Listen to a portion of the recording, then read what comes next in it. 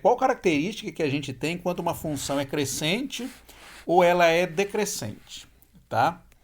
Então, o que eu fiz, né? Primeiro eu defini o que era uma função ser crescente.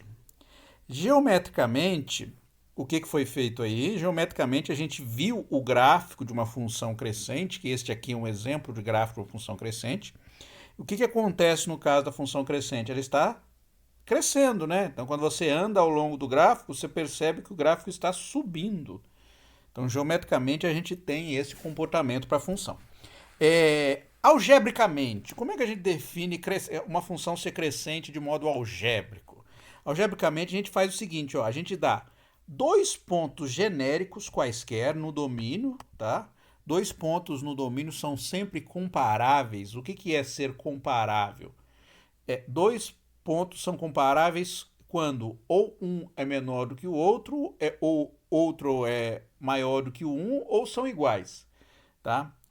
No caso dos reais, sempre dois pontos são comparáveis, porque é fácil da gente definir o que é um ponto maior e um ponto menor. Quando a gente está em R2 ou em dimensão mais alta, já fica mais difícil, mas sobre o conjunto dos reais, aqui no caso que é o domínio, é tranquilo de fazer isso, tá? Então, o que acontece, né?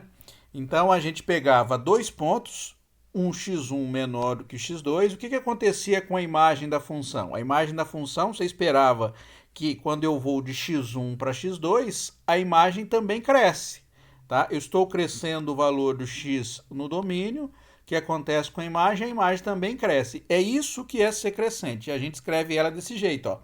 Eu pego x1 menor do que x2, implica que a imagem da função em x1 ela é menor que a imagem da função em x2. É só olhar aqui para o desenho, é isso que a gente está tendo, né?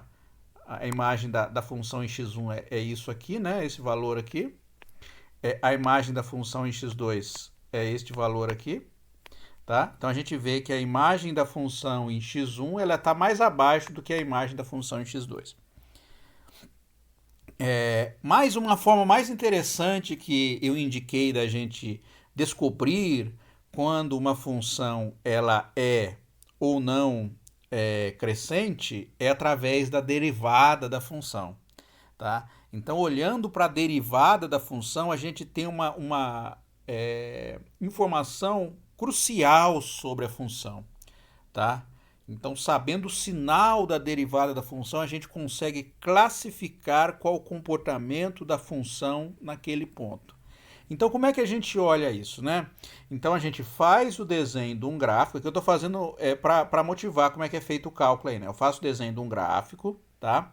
Em cada ponto do gráfico, eu desenho a reta tangente. Como é que é a reta tangente? Aquela reta que encosta no gráfico, tá? E sai do gráfico dando aquela encostadinha em cada ponto, ó. Cada ponto do gráfico eu posso colocar uma reta tangente. Aqui eu coloquei algumas retas tangentes. O que a gente percebe? A gente percebe que a reta tangente, quando a função é crescente, ela tem inclinação positiva. A inclinação dela é para cima, é positiva, tá? E a gente sabe também que existe uma relação íntima entre a derivada e a inclinação da reta tangente. O que é a derivada? A derivada representa em cada ponto a inclinação da reta tangente passando por aquele ponto, tá? Então, se a inclinação aqui é positiva, quando a função ela é crescente, quer dizer que a derivada também é positiva, tá? Então, como é que a gente classifica uma função em sendo crescente? Então, sempre que a derivada da função, ó, aqui é df dx igual a f', aqui é f', tá? Lembra que eu posso denotar a derivada assim ou assim, tá? Duas formas de denotar a derivada. Então, sempre que a derivada da função for positiva, a função será crescente, tá? E aí, da mesma forma, o que eu fiz? Eu fui lá e vi para a função decrescente, tá? Então, como é que é uma função decrescente? Aquela função que desce mesmo, né? Tá dando aquela descida, né? Tá decrescendo, tá abaixando. O gráfico, você tá andando pro gráfico para a direita, a função tá caindo, né? Ela está diminuindo. Então, essa aqui é uma função decrescente. Algebricamente, como é que a gente identifica uma função ser crescente? Ó, eu pego dois pontos no domínio, eu pego x1 menor do que x2, tá? Ó, x1 menor do que x2. O que acontece com a imagem da função? A imagem da função agora ela é decrescente, então ela desce. Então a imagem f de x1 ela tem que ser maior que a imagem f de x2, porque a função está descendo. Então a função vai ser decrescente sempre que a gente pegar ponto x1 menor do que x2, a imagem de f de x1 for maior do que f de x2. Então essa aqui a gente define algebricamente. Mas usando derivada, o que a gente pode olhar e identificar aí usando a derivada? A gente também faz o desenho da reta tangente, aqui é uma reta tão horrível, né? Muito feia, mas a gente pelo menos dá aquela imaginada, né? Que é uma reta tangente. Então o que faz? Né? Em cada ponto do gráfico, eu pego um ponto, desenho a reta tangente. Como é que a reta tangente aqui? Ela está descendo, ó, tá para baixo, tá bem? Então sempre que a reta está para baixo, descendo, a função ela é decrescente. E o que eu posso dizer da derivada da função em cada um desses pontos? A derivada da função ela representa a inclinação da reta tangente. Então, como as derivadas aqui, como a reta tangente aqui está apontando para baixo, quer dizer que a inclinação dela é negativa, tá? Então, se a inclinação dela é negativa e eu sei que a derivada ela identifica a inclinação da reta tangente, eu posso dizer o quê? Que a derivada nesses pontos é negativa também. Então, aí me auxilia a dizer o seguinte, ó. Uma função será decrescente se a derivada dela for negativa naquela região. Tá? E aí eu fiz um resumo, né? Então, quando a derivada for negativa, decrescente. Quando a derivada for positiva, é crescente. E aí, lembrando aí na aula passada, eu ainda disse o seguinte, e o que acontece quando a derivada é nula, né? Então, se eu pego um ponto em que a derivada é nula, o que acontece naquele ponto?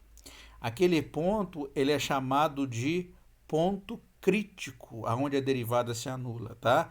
É ponto singular ou ponto crítico. O nome geral que a gente vai ver no conceito de função de uma variável é o nome ponto crítico. Então, uma função que tem a derivada igual a zero num ponto, a gente chama aquele ponto de ponto crítico. Mas o que acontece naquele ponto? Tem algumas coisas que acontecem, né, naquele ponto. Então, a primeira que eu mostrei para vocês aqui foi essa aqui. Ó. Eu fiz o desenho de um grafo, de uma função. Essa função aqui, obviamente, não é nem crescente nem decrescente, mas ela tem regiões no qual ela é crescente, regiões no qual ela é decrescente. Essa aqui é uma que a gente chama de mista. Lembra que eu coloquei lá crescente, decrescente, mista? Esta aqui é um caso que a gente chama de mista, porque ela cresce, depois decresce, depois cresce de novo, e pode acontecer mais coisas para frente. Mas olha bem, vamos ver o sinal da derivada da função? Então, o que a gente percebe? Ó, a reta tangente são as retas magentas aqui, né? Começa com as retas magentas. Então, ó, as inclinações todas positivas, né? Enquanto a inclinação é positiva, a reta está crescendo. A gente chega no topo, no cocuruto. Como é que é a reta tangente aqui? Se você tivesse um lápis e fosse capaz de colocar um lápis ali no cocuruto, o lápis ficaria em equilíbrio ali, né? Qual que ficaria a reta que ele definiria? Seria essa reta abóbora aí, né? Então, neste ponto, onde a função ela atingiu o cocuruto, né? Que ela parou de crescer, né? Porque a partir aqui ela parou de crescer, o que aconteceu com a derivada da função? A derivada da função ficou zero, olha, porque a derivada ela corresponde à inclinação da reta tangente. Quando a inclinação da reta ela é paralela ao eixo x, quer dizer que ela não aponta nem para cima nem para baixo, ela está paralela ao eixo x. Então, quando ela aponta para cima, a gente sabe que é positivo. Quando ela aponta para baixo, a gente sabe que é negativa. Paralelo ao eixo x é zero. Tá? Então, o que aconteceu aqui quando a derivada foi nula? A reta parou de crescer e a partir desse momento ela começou a fazer o quê? Começou a descer, né? Ela está decrescendo. O que aconteceu com a derivada aqui? A derivada reta tangente começou a ficar negativa, está apontando para baixo a minha reta tangente, até chegar de novo naquele ponto em que a derivada se anula também, né? Que é este ponto aqui, ó, x duas estrelas, f de x duas estrelas. Este aqui também é um ponto crítico. Então, esta função aqui, ela tem dois pontos críticos. Este aqui, que é o primeiro ponto crítico, onde a derivada se anula a primeira vez, e esse aqui, que é o segundo ponto crítico, no qual a derivada anula também uma segunda vez. Bom, e aí a partir desse ponto ela começa a crescer. O que eu vou falar hoje? Hoje eu vou falar do conceito de máximo e mínimo local de uma função. Mas aqui nesse desenho a gente já consegue identificar pontos de máximo e mínimo da função e a gente já começa a ter uma ideia de como esses pontos de máximo e mínimo, quais são as propriedades que ele tem. Olhando para o gráfico da função, qual seria um ponto de máximo local? O que quer dizer ponto de máximo local? O ponto de máximo local é o ponto em que tem a maior imagem na vizinhança dele. Ou seja, onde a função está assumindo um valor máximo. E a partir dele ela começa, então ela cresce até chegar a um valor, depois ela começa a decrescer. Tá? Que é o valor máximo que ela atinge. Então imagina que você está subindo um morro, né? Então você está subindo um morro, está subindo, a imagem está subindo, porque a imagem corresponde à altura do morro. Está subindo, imagina a pessoa aqui, olha, a pessoa chegou aqui no topo do morro, ó. Esse topo do morro aqui, ele corresponde a um máximo local. Por quê? Porque a partir daqui ele não sobe mais, a partir daqui o menino vai descer, né? Então a gente chama este ponto no qual na região dele a gente chama de máximo local. Depois eu vou dizer porque o nome local é porque existem máximos locais, que são máximos que na vizinhança dele é o maior, mas existem máximos globais, tá? Que é o maior de todos, tá certo? Uma função ela pode ter um monte de máximo local, mas o máximo global é um só. Então por isso que a gente chama de máximo local, porque ela pode ter mais de um máximo. Fala, professor, como é que uma função pode ter mais de um máximo? Deixa eu te dar um exemplo. Ó, o gráfico de uma função. Sobe, desce, sobe de novo, desce, sobe, desce. Olha lá. Olha quantos máximos ela tem. Tem esse, aqui é outro, está vendo? Então por que ela ganha o nome local? Porque se você olhar só na vizinhancinha aqui, ó, se você pegar uma região próxima, que imagina que você morasse aqui perto, você identificaria que nesse topo desse morrinho aqui é o máximo, e daqui para baixo você começa a descer, né? Então você sobe até chegar nele, aqui para baixo você começa a descer. Então perceba, a função pode ter um monte de máximo. Então por isso que a gente chama cada máximo no qual a gente dá aquela subidinha, a partir dele a gente começa a descer, a gente chama de local, tá? E o global, aí a gente vê todos os máximos que a função tem, olha a função no extremo e a gente consegue identificar. O maior valor é o máximo global. Por enquanto é o máximo local que a gente está interessado, tá? Então aqui é o máximo local. O que aconteceu nesse máximo local? Ele tem algumas propriedades interessantes, né? O que aconteceu nesse máximo local? A derivada da função se anulou aqui, tá? A derivada se anulou aqui. Então, uma forma de encontrar máximo de uma função é procurar um ponto no qual a derivada da função se anula, ou seja, os pontos críticos. Só que tem uma coisa importante aí também, né? Olha, continua olhando para o gráfico da função. O menino começa a descer, né? Tá descendo. Aí ele chega aqui. Esse aqui é o quê? Não é máximo mais, né? Ele é o quê? É o menor valor que a função está assumindo, né? Na vizinhança dela, né? Que a partir daqui ele vai ter que começar a subir de novo. Então, qual o nome que a gente dá aqui para esse ponto aqui? A gente chama de mínimo local, tá? Esse mínimo local, qual propriedade que ele está tendo? Qual propriedade que o mínimo local está tendo?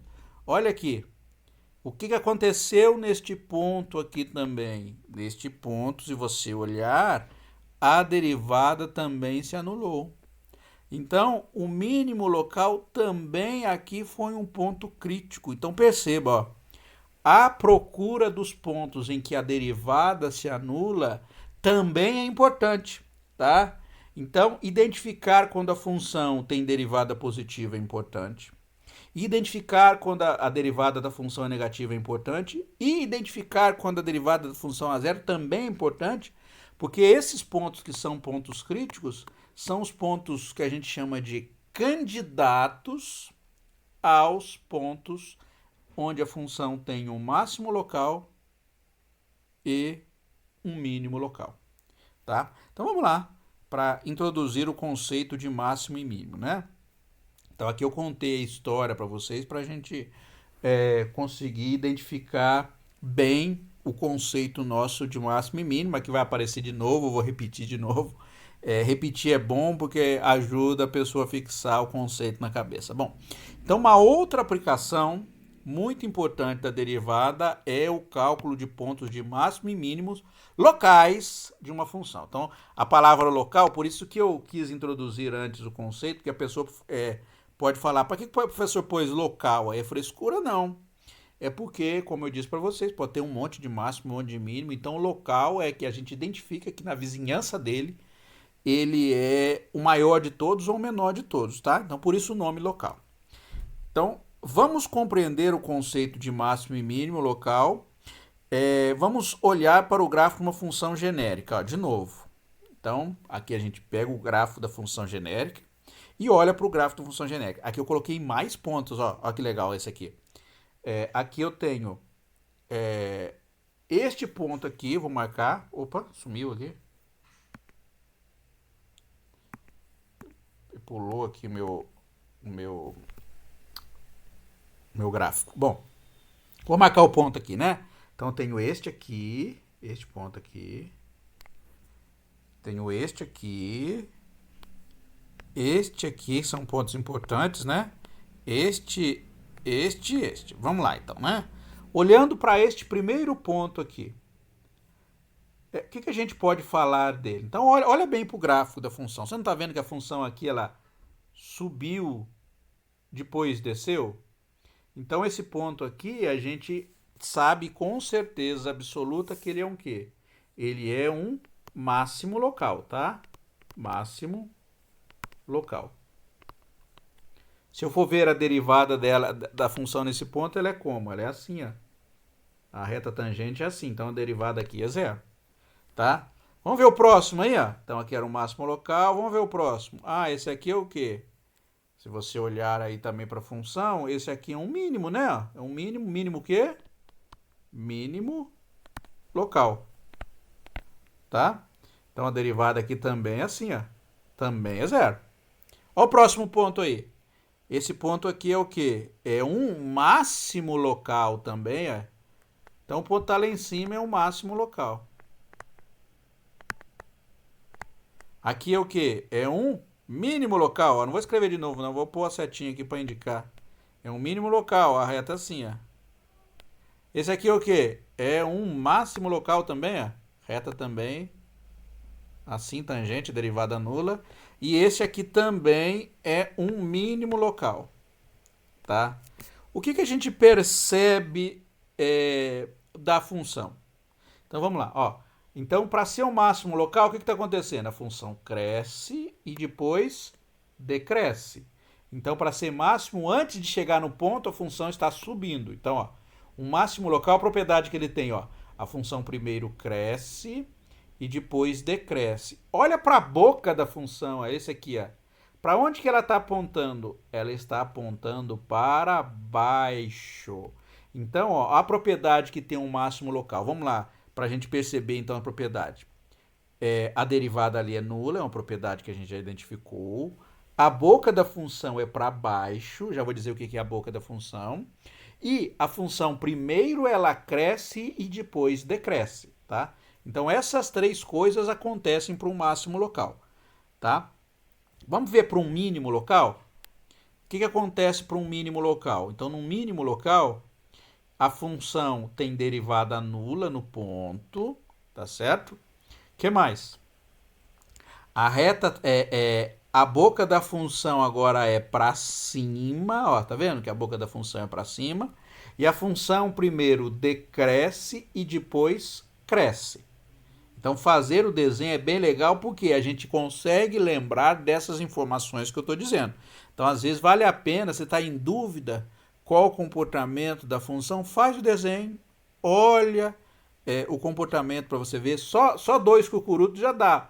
Um para cima e um para baixo, você já consegue identificar essa informação que eu estou dando. Olha o próximo. O próximo é o máximo local. Veja que você vê que ele vai ter a mesma propriedade que tinha o anterior. Olha, a derivada aqui é nula, a boca da função aponta para baixo. E primeiro que está acontecendo o quê? A função cresce e depois decresce. Tá? Um mínimo, ó. Boca é derivada nula, boca da função para cima. Primeiro a função decresce, depois ela cresce. Tá? O máximo de novo, ó.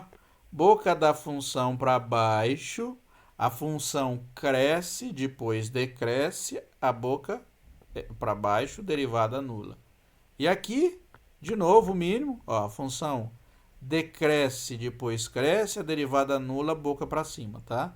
Então, essas informações serão importantes para a gente identificar o comportamento da função. É óbvio que eu vou traduzir essas informações aí algebricamente. Então, essas informações serão úteis e serão testes que a gente vai ter que fazer para encontrar os pontos de máximo e mínimo da função. Por quê? Porque, em geral, a gente não vai fazer o gráfico da função e olhar o ponto. Tá? A gente vai pegar a equação da função, né, a expressão que define a função, e vai procurar lá dentro o comportamento algébrico que a gente quer, tá? Aqui eu estou desenhando o gráfico para vocês, para a gente identificar essas informações. E eu acho muito útil porque às vezes se a pessoa está em dúvida, o que ela faz? Ela desenha o gráfico e no gráfico ela olha o que está acontecendo. E aí ela tira a informação que ela precisa. Então, por isso que para identificar máximo e mínimo não é difícil. Porque para a gente lembrar aquelas regrinhas que eu vou dar para você, se você não precisa lembrar, é só fazer o desenho que você não vai esquecer. Bom, então vamos lá. Ó. Note que o ponto x1, f de x1 é um ponto de máximo na sua vizinhança. Quer dizer que se olharmos para pontos próximos de x1, f de x1, no gráfico de f de x, tais valores terão as coordenadas y menores que f de x1. Tá? O que quer dizer isso? Quer dizer isso aqui, ó. Que se eu pegar pontos aqui próximo, qualquer ponto próximo de x1 aqui, ó, pega um ponto aqui, ó. O que acontece com a imagem dela? A imagem deste ponto está abaixo de f de x1, ó. Pega um ali, ó. O que acontece com a imagem? A imagem está abaixo de f de x1. Então, este parágrafo está dizendo isso, que se eu pegar qualquer ponto próximo de f de x1 aqui no domínio e olhar para a imagem deste ponto, a imagem do ponto que não seja o x1, a imagem vai estar abaixo da função da imagem de f de x1. Por quê? Porque o f de x1 é o máximo local. O que é o máximo local? Que na vizinhança dele é ele que manda, né? É ele que é o grandão da vizinhança, tá? Então, se você pegar valores próximos do domínio em x1, ele é o maior. Mas perceba, você tem um ponto maior do que ele. Se pegar um valor bem longe do x1, esse ponto aqui é maior. Mas como a gente quer o máximo local, a gente pega pontos bem próximos do ponto x1 aqui, tá? Então, por isso a gente chama de local. Então, dizemos que um ponto x estrela f de estrela é um máximo local de uma função se, algebricamente, como é que a gente define, né? A gente define desse jeito um ponto ser um máximo local, ó. Olha que bonito que é a definição. Precisa lembrar disso aí? Não, essa definição aí é só para caracterizar algebricamente o conceito de máximo local, tá? Então quer dizer o quê? Quer dizer que o f de x estrela ele é o maior valor que a função assume quando eu pego valores próximos de x, tá? Aqui eu fiz um desenho de novo, ó. Esse aqui, ó, peguei deu um zoom naquele ponto, naquele ponto que é um máximo local, esse aqui, ó. Dei um zoom nele. E aí o que eu fiz? eu quero identificar o que está acontecendo daquela propriedade lá. Ó. Então, quer dizer o seguinte, ó, eu dou uma vizinhança em torno do ponto X estrela, essa aqui é a vizinhança. Vizinhança dentro do conjunto dos reais em torno de um ponto são valores próximos de um ponto que você está escolhendo. Então, ó, aqui eu dou uma vizinhança em torno de X estrela.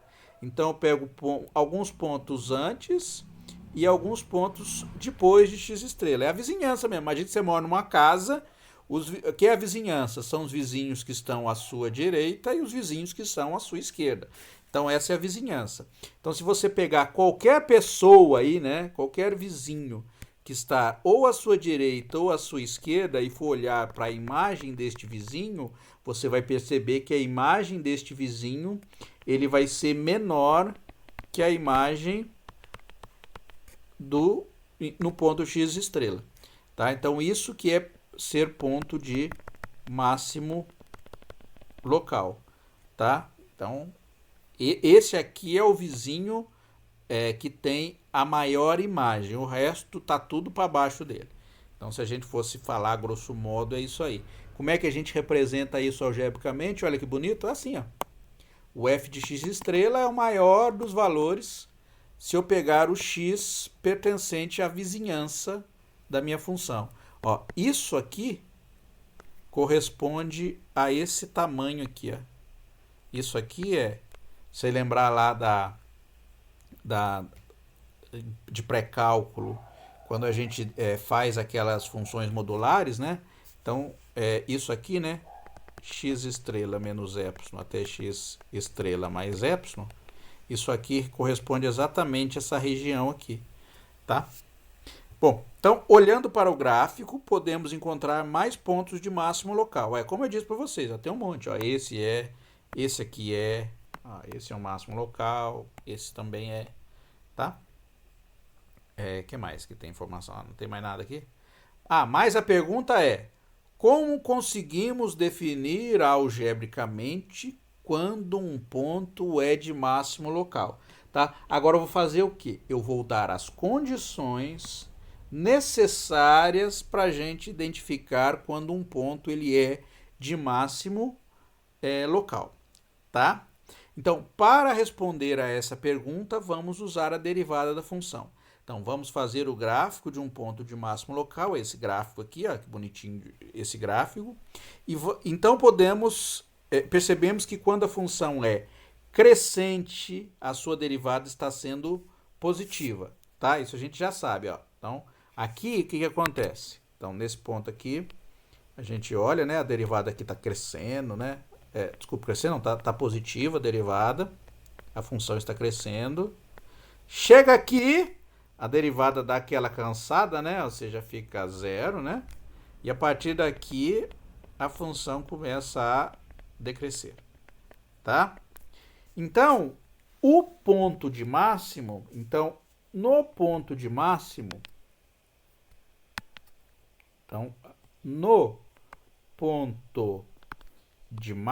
local,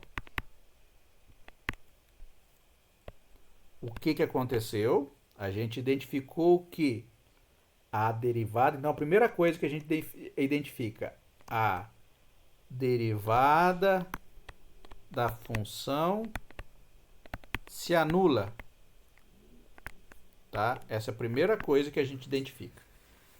Nesse ponto de máximo aqui, ó, a derivada da função ficou igual a zero. Então, a gente já sabe, né? Então, para encontrar um ponto de máximo local, devemos procurar entre os pontos para os quais a derivada se anula. Tá? Eu vou procurar lá nos pontos em que a derivada se anula. Quem são esses pontos em que a derivada se anula? São o que a gente chama, já defini, de ponto crítico. Tá? Então, um ponto de máximo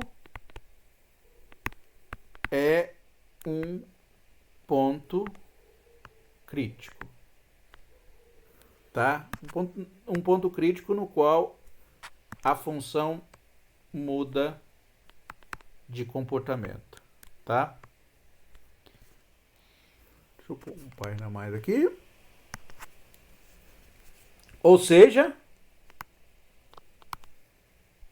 os candidatos a máximo são os pontos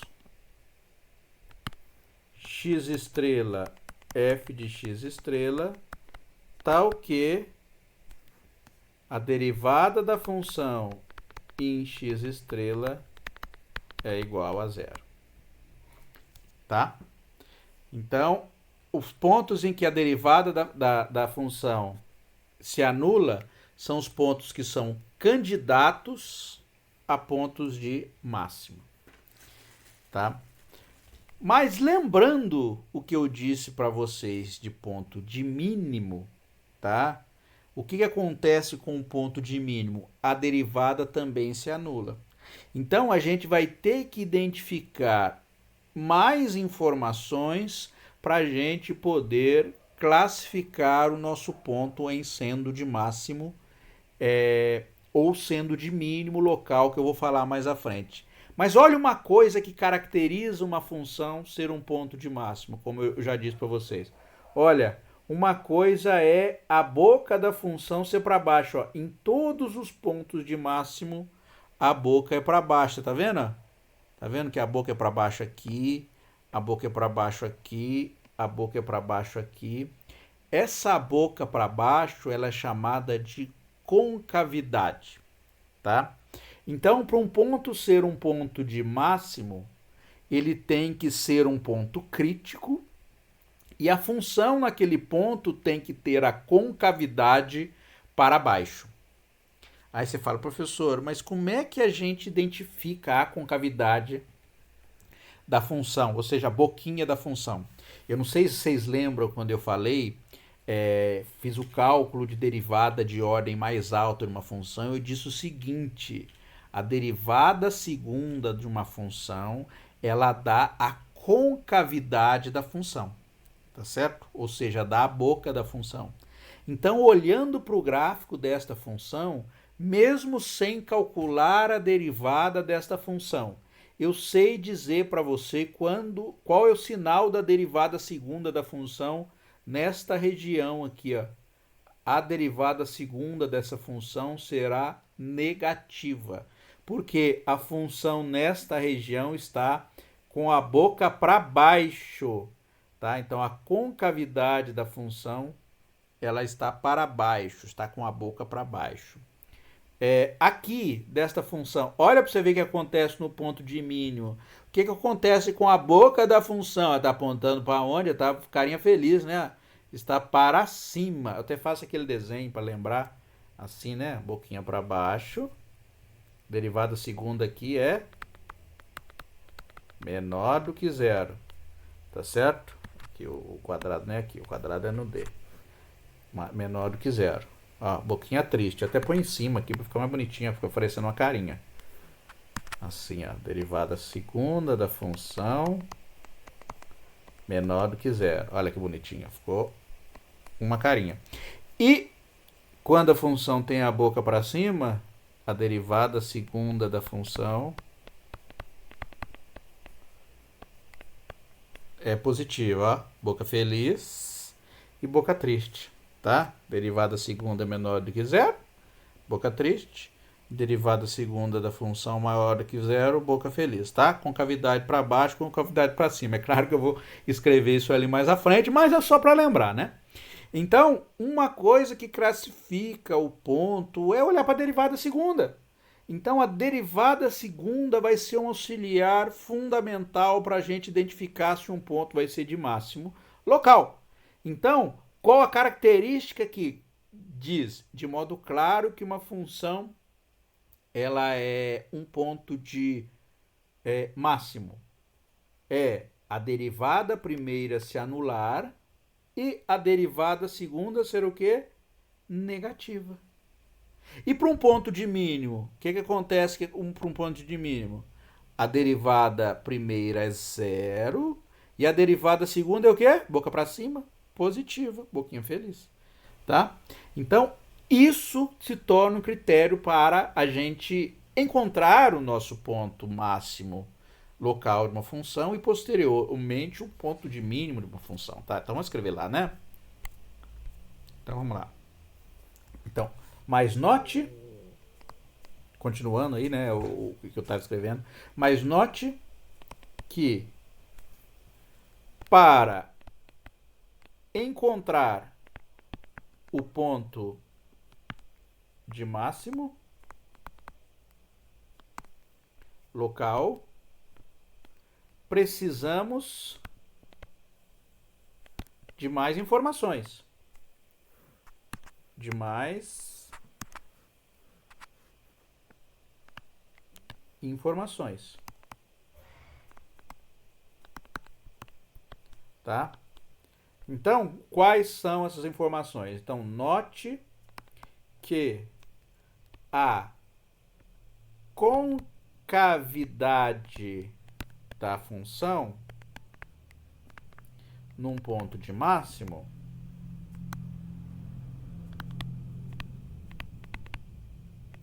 é para baixo, tá? Vou escrever isso aqui só para a gente lembrar. Para baixo, assim, ó, um pouquinho para baixo. A concavidade é a boca, tá? Concavidade é a boca, tá? Para a gente lembrar aí. Então, concavidade da função é boquinha para baixo, boquinha triste. Para identificarmos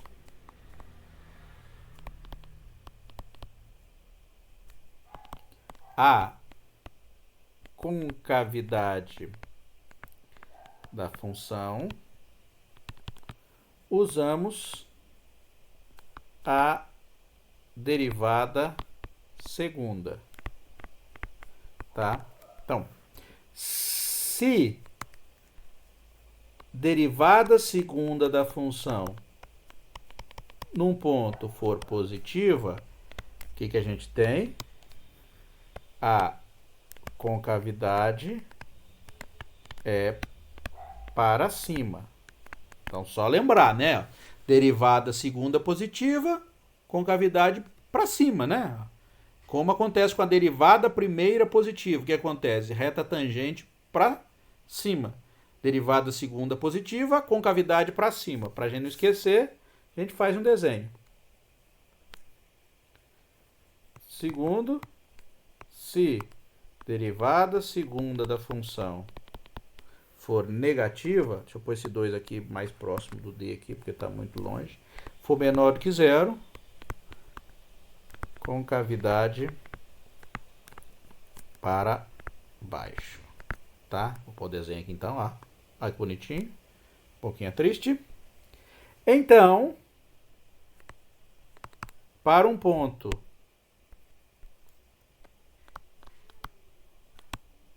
crítico ser máximo local, é necessário,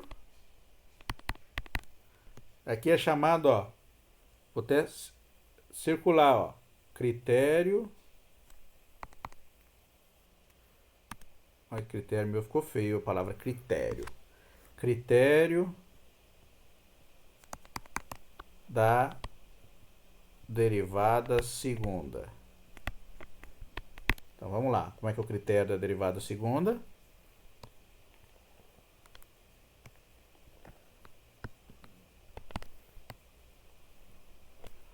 Um ponto x estrela, f de x estrela é máximo se, primeiro, a derivada da função em x estrela é igual a zero, ou seja, o ponto é crítico. E segundo, A derivada segunda da função é o quê? Lembra o que tem que acontecer aí? Com a sua função, a boquinha tem que estar para onde?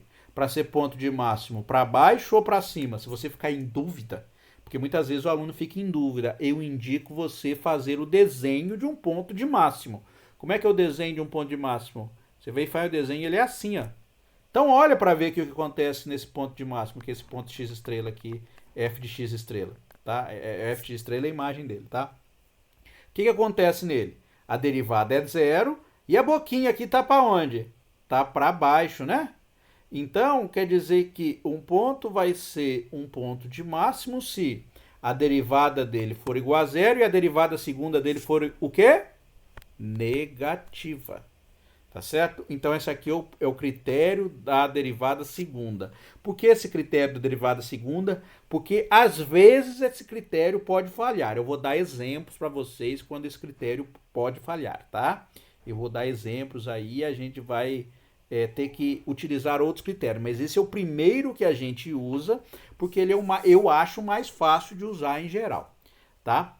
Bom, então a gente já sabe como encontrar ou classificar um ponto crítico em seno máximo. E a pergunta agora que a gente faz é, e no caso do mínimo? O que acontece quando a gente tem um ponto de mínimo?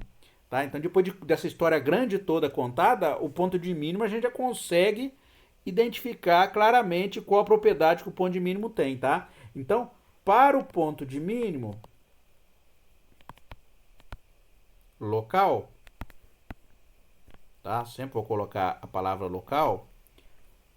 Note que temos... Olha lá, vamos fazer o desenho para a gente ver? Então, ponto de mínimo local é assim, ó. Um ponto de mínimo local. Este é um ponto de mínimo local. X estrela, f de x estrela. O que está acontecendo aqui? Opa, a derivada se anula, tá? Ó, derivada aqui, ó, assim, ó, legalzinha. A boca da função é para cima. Opa, concavidade é positiva. Tá? Concavidade é positiva. Então, para um ponto de mínimo, a gente também começa a identificar uma forma boa aí da gente classificar o ponto, que é fazendo o quê? Olhando para a derivada segunda da função. Então, a gente tem um critério de derivada primeira, derivada segunda, desculpe, para ponto de máximo, a gente vai ter um critério parecidíssimo para ponto de mínimo. Então, eu vou colocar aqui, né? Eu até fiz aquela cópia lá. Tá? Copiei lá aquele texto. Agora eu vou adaptar ao que for necessário aqui. Tá? Bom, então, ó, o critério da derivada segunda é um ponto x estrela, f de x estrela é agora mínimo. No quadro eu não posso fazer isso, dar um Ctrl C, Ctrl V, mas sabe o que eu fazia no quadro? Eu esperava os alunos copiar tudo, aí eu chegava, falava, agora vocês vão copiar de novo, eu só trocava a palavra também, fazia parecido com o que a gente tinha aqui, né? Então, ponto é de mínimo, tá? Eu copiar, para não escrever de novo, porque é muito parecido. Se o ponto tem derivada igual a zero, ou seja, o ponto é crítico, mais a derivada segunda é o quê? Vamos fazer o desenho aqui para ser um ponto de mínimo? Esse aqui é um ponto de mínimo. Ó. A derivada segunda é o que aqui? Ela é positiva. Tá? Então, a derivada no ponto x estrela, ela vai ser positiva. Então, o critério da derivada segunda para encontrar pontos de uma função classificada como os pontos de máximo e mínimo, ele é bastante útil. Ele não vai ser universal, vai ter situações em que a gente não vai conseguir usar, mas essas são situações que eu vou identificar como que a gente vai resolver. Vamos fazer um exemplo? Vamos fazer exemplo aí para a gente conseguir fixar bem o conceito? Aqui é legal que eu vou conseguir fazer o desenho, né, dos gráficos para vocês e a gente vai conseguir efetivamente encontrar os pontos que a gente está interessado. Então vamos lá. Então vou dar o primeiro exemplo aí. Ó. Então, exemplo. Considere as seguintes funções Vou dar duas, tá? E encontre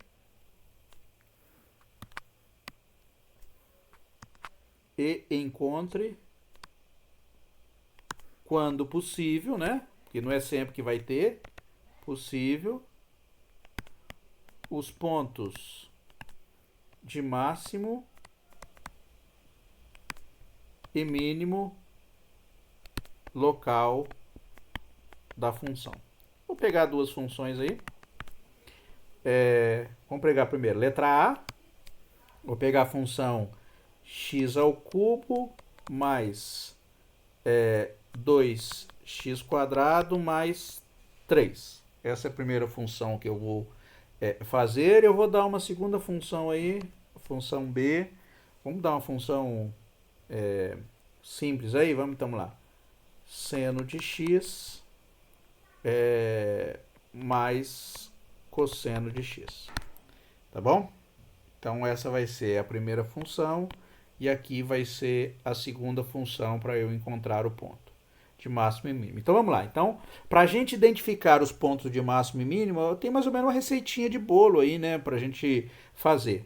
Então a gente segue alguns passos simples, inclusive, né, passos bem simples. Então, então eu vou aqui, né, estou resolvendo o problema, né? Então, para encontrar os pontos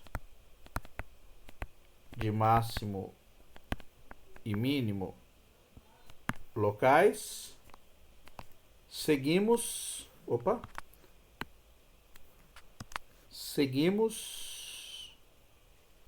os passos. Vamos lá. Receitão de bolo. Passo 1. Se você olhar para o critério tanto da derivada segunda para o mínimo, quanto da derivada primeira para o mínimo, tem uma coisa que a gente tem que encontrar. O que que é? É isso aqui, ó. São os pontos nos quais a derivada se anula, tá? Então, a primeira coisa que a gente tem que fazer para encontrar ou identificar se um ponto é de máximo ou de mínimo local é encontrar os pontos críticos. Então, no passo 1, a gente tem que selecionar os pontos candidatos a ponto de máximo e mínimo. Esse é o nome que ele ganha, candidato, tá? Que são os pontos críticos. Tá? Então, no passo 1, o que a gente faz? A gente procura os pontos críticos,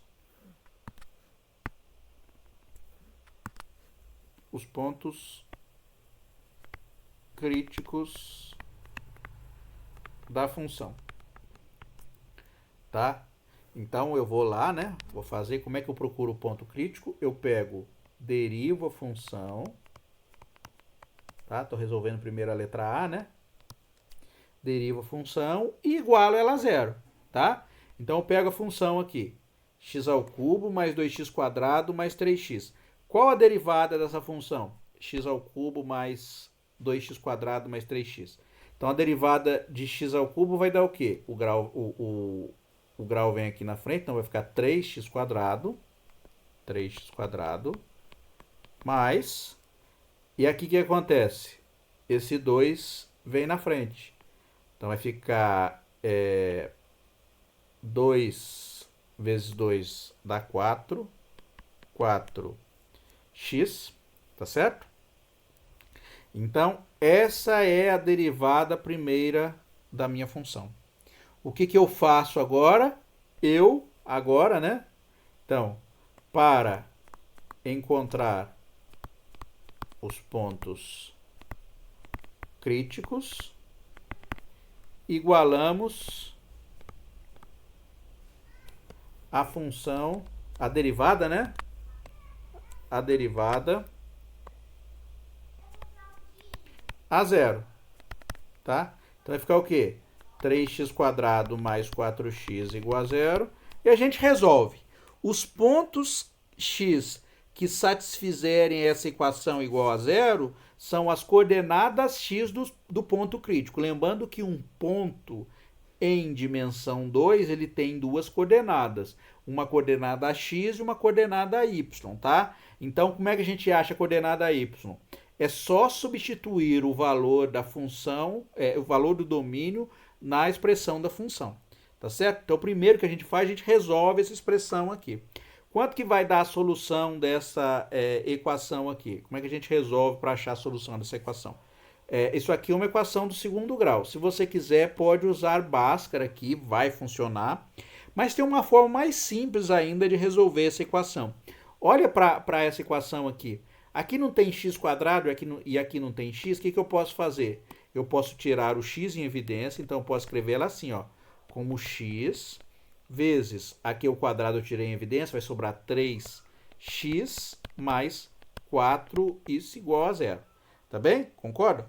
Ó, o que eu fiz? Tirei o x em evidência. A primeira ficou 3x. Se você voltar a fazer o produto, você recupera o 3x². Então, ficou 3x mais 4. Aí, o que eu faço? Para este produto aqui ser igual a zero, lembra quando eu disse para vocês? Quando eu tenho um produto de uma A vezes B dando zero, o que eu posso dizer? Ou A é zero ou B é zero, tá? Então, essa situação a gente já consegue identificar. Isso só vale se o lado direito for zero. Por exemplo, se A vezes B é igual a 1, o que eu posso dizer de A e B? Eu não posso dizer praticamente nada, só posso dizer que o A é o inverso de B. Então, A podia ser 3 e B 1/3. O A podia ser π e B 1 sobre π, e assim sucessivamente. Mas no caso em que a gente tem um produto de duas funções dando zero, então quando a gente resolve uma equação não linear e o lado direito dá zero, facilita bastante. Por quê? Porque a gente tira quais informações? A primeira vai ser o quê? Ou x igual a zero, esse aqui já é um ponto crítico, tá? Então, desculpa, é uma coordenada x de um ponto crítico, ou a outra coisa está dando zero. Então, 3x mais 4 dá zero. Então, quanto que vale o x aqui? Então, vai ficar 3x igual a menos 4, ou seja, x igual a menos 4 sobre 3. Então, essa aqui é a coordenada do primeiro ponto crítico, essa aqui é a coordenada do segundo ponto crítico. Então, a gente tem o que aqui? A gente tem dois pontos críticos, que são candidatos a máximo e mínimo da função, tá? Por enquanto, eu não sei dizer se é máximo ou é mínimo da função. Vamos colocar o valor da imagem da função nesse ponto. Como é que a gente identifica, né? A gente pega o valor de x igual a zero e substitui aqui, né? Então, para achar a coordenada y, eu pego, no lugar do x, eu coloco o zero que eu achei. Então, vai ficar 0 ao cubo mais 2 vezes 0 ao quadrado mais 3. Tá bem? Então, aqui vai dar o quê? Então, o ponto crítico, com as coordenadas todas aí, vai ficar 0 e 3, tá? Então, esse é o primeiro ponto crítico, 0 e 3. Depois eu vou lá no GeoGebra, vocês vão ver essa figurinha aí e vão conseguir identificar realmente se o ponto que eu desenhei é ponto de máximo e mínimo depois que eu fizer as contas, tá? Por enquanto eu não sei, tá? Não sei identificar ainda. Mas esse aqui já é um candidatinho, hein? Ou é máximo ou é mínimo, tá? Então é candidato de máximo ou mínimo. O próximo ponto aí é o menos 4/3, né? Então vamos substituir na função lá. É na mesma função. A gente quer achar a coordenada y dela. Então substituindo vai ficar o quê? Menos 4/3 elevado ao cubo, mais 2 menos 4/3 elevado ao quadrado, mais 3. Essa aqui dá um trabalhinho um pouquinho maior de fazer a conta. Essa foi fácil, porque 0 ao cubo dá 0, mais 2 vezes 0 dá tudo 0, só sobra 3. Então ficou 0 e 3. Quando é 0 é gostoso. Quando é diferente de 0, dá um pouquinho de trabalho, mas não é assim um trabalho tão cabuloso, né? Então, quanto que dá essa conta aí? Vamos lá, vamos fazer a conta. Vai ficar 4 elevado ao cubo, 4 vezes 4 é 16, vezes 4 de novo dá 64. Então, menos 64 dividido por 27, porque 3 ao cubo dá 27. O sinal negativo, porque quando a potência é ímpar, ela mantém um sinal. Aqui vai ficar o quê? Vai ficar 2. Aqui vai ficar o quê? Ó? menos 4 elevado ao quadrado, o negativo vai ficar positivo, então vai ficar 16. E 3 elevado ao quadrado dá 9, isso mais 3. Tá? Como é que a gente resolve essa equação aqui? O mínimo entre 27, 9 e 1 é 27. Então vai dar o quê? 27 dividido por 27 vezes 64, então fica menos 64, mais 27 dividido por 9 dá 3. 3 vezes 2 dá 6. 6 vezes 16 dá 6, vai 3. 6 vezes 16 dá 96. Mais 27 vezes 3, quanto que é 27 vezes 3? Dá 81. Tá? 81. Então, fazendo a conta aí, a gente vai achar o quê? Menos 64 mais 96 dá 32. 32 mais 81 dá 3, 113, se eu não errei na conta, 113 sobre 27. 113 sobre 27 não dá para simplificar. Por quê? Porque 27 só é divisível por 3, porque 27 é 3 vezes 3 vezes 3, e 113 não é divisível por 3. Por que que eu sei que não é? Porque 3 mais 1 dá 5, e 5 não é divisível por 3. Um número só é divisível por 3 se a soma dos seus algarismos é um número divisível por 3. Então, nesse caso, não é. Então, fica assim mesmo, 113 dividido por 27. Então, o outro ponto crítico que a gente tem, né? Esse outro ponto crítico, eu vou circular o primeiro aqui em vermelho, né? E vou circular o segundo, o outro ponto crítico é este aqui. Deixa eu separar ele aqui. É o ponto menos 4 terços, 113 sobre 27. Esse é o outro ponto crítico que a gente tem, tá? Então, a gente tem 2 pontos críticos. Qual é de máximo, qual é de mínimo? Por enquanto eu não sei. O que que eu faço? Aí eu vou no passo seguinte, no passo 2, tá? Vou no passo 2. Então, já achei os pontos críticos. Então, no passo 2, o que que eu vou fazer? Eu vou classificar os meus pontos críticos. Eu vou classificar ele quanto a derivada segunda. Então, no passo 2, a gente calcula a derivada segunda. Então, calculamos a derivada segunda da função, tá? Então, qual que é a derivada segunda da função? Olha, a derivada segunda é só vir pegar a derivada primeira e derivar de novo. Então, eu vou derivar isso aqui mais uma vez. Eu vou levar isso aqui lá embaixo e a gente deriva, tá? Então, ó, a derivada da função, ela é 3x² mais 4x, né? Deixa eu ver se é isso mesmo, para eu não ter dúvida, é isso. Então, o que que eu faço? Eu venho aqui e derivo mais uma vez, né? Então, a derivada segunda da função vai ficar o quê?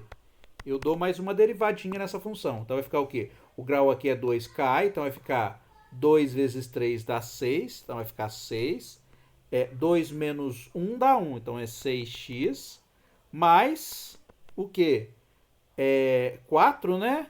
Vezes a derivada de x. Lembra quanto que é a derivada de x? A derivada de x é 1. Então, a derivada segunda da função ficou 6x mais 4. Então, o que que eu faço? Agora eu vou pegar aquele valor, o primeiro valor que eu achei, x igual a 0, e vou substituir na derivada segunda e olhar para o sinal.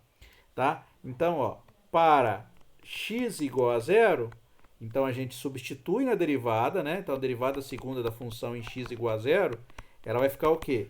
Vai ficar 6 vezes 0 mais 4, que dá o quê? Que deu 4, que é maior do que 0. Então, o que que a gente pode falar do primeiro ponto crítico, que era o 0, 0 o quê mesmo? 0,3. Tá? Então, o ponto 0,3, então, o ponto 0,3, quais são a propriedade que a gente identificou? Ele é ponto crítico, e a derivada dele ficou o quê? A derivada segunda dele foi o quê? A derivada segunda é maior do que 0. Opa! derivada segunda maior do que zero é ponto de máximo ou ponto de mínimo? Se a gente for olhar lá no critério da derivada segunda, a gente vai identificar que é ponto de mínimo. Mas se você não quiser olhar no critério e não estiver lembrando o que é, faz o desenho que você já vai ajudar. Ó, derivada segunda positiva, a boca é o quê? Para cima. Olha lá, ó. Então, isso aqui já leva você a fazer esse desenho aqui, ó. Derivada segunda, a boca é para cima. Então, o ponto aqui é o quê? Esse ponto aqui, que está tendo a propriedade que a gente está identificando. Ele é ponto de mínimo. Então, 0,3 é mínimo local. Olha que legal. Muito provavelmente o outro ponto será um máximo local, tá? Eu digo muito provavelmente porque pode ter situações que falha isso aí. Para polinômio sempre é verdade. Para polinômio vai ser assim: um ponto é mínimo, outro é máximo. O próximo, um é mínimo, outro é máximo, né? Obviamente é na ordem de crescimento. Esse aqui é o segundo ponto. O primeiro é na verdade o outro é o primeiro, né? Porque o outro é menos 4/3. Então, esse ponto aqui no domínio, ele aparece primeiro, tá? É menos 4/3, não é mais não, é menos. Menos 4/3, tá? Esse ponto aqui, ele aparece primeiro, tá bem? Então, mas para polinômio é assim. Se você acha um é mínimo, o próximo é máximo. O próximo é mínimo, o próximo é máximo. E assim sucessivamente, tá? Eles vão se alternando. Bom, o próximo ponto, né? Então, para o ponto menos 4/3, 127 sobre quanto? 120, são 113 dividido por 27, ó, tá esquecendo, bagunçando tudo aí, é muito número, a gente confunde. Então é 113 por 27. Então o que a gente faz? A gente vai substituir na derivada segunda, tá? Então, para x igual a menos 4/3, a gente só substitui a coordenada x. Tá bem? A coordenada y ela serve para quê? Serve para você marcar ela no gráfico. Ela não ajuda você a identificar se o ponto é de máximo e mínimo no critério. No critério a gente só usa a coordenada x. Tá? Tanto no exemplo anterior, no ponto anterior, que era x igual a zero, ó, só substituir o zero. Enquanto aqui eu vou só substituir o menos 4/3. Então a derivada segunda na função no ponto menos 4/3 vai ficar o quê? O bom é que é mais fácil fazer a conta aqui, porque agora é função do primeiro grau. Então vai ficar 6 vezes menos 4/3 mais 4. Tá? Então vamos fazer essa conta aqui. Vai dar o quê? Menos 6. Ah, dá para simplificar, né? Aqui vai ficar, cancela esse 6 com 3 daqui, sobra um 2 aqui, né? Então 2 vezes 4 dá menos 8, mais 4, menos 8 mais 4 dá menos 4, que é menor do que zero, tá? Então a derivada segunda nesse ponto deu negativa. E esse ponto aqui é do que, hein? Então, o ponto menos 4/3, 113 dividido por 27, ele tem qual propriedade? Ó, primeiro, ele é ponto crítico, porque a gente já identificou ele. E o segundo, a derivada segunda dela é o quê? Desse ponto é o quê? Menor do que zero. O ponto é de quê? De máximo. Você fala, professor, mas eu não lembro lá do critério. O que a gente faz? Desenha. Desenha um ponto de máximo assim, ó. A concavidade não é para baixo aqui, ó. Por quê? Aonde que eu olho para fazer o desenho? Eu olho para essa informação aqui, ó. Derivada segunda menor do que zero, a boca da função é para baixo. Então, olhando para o gráfico, a gente já identificaria que esse aqui é um ponto de máximo da função. Tá? Olha que legal. Tá? Simples, né? Um cálculo simples de fazer, não tem tanta dificuldade aí para a gente fazer. Vamos fazer o exemplo da letra B? Os passos vão ser o mesmo, né? A letra B eu coloquei seno de x mais cosseno de x. Este aqui, a dificuldade de resolver seno de x e cosseno de x é resolver a equação trigonométrica associada. Mas eu quis colocar esse para a gente poder trabalhar mesmo com a solução da equação trigonométrica, tá? Então vamos lá, letra B. Então, quais são os passos que eu tenho que seguir?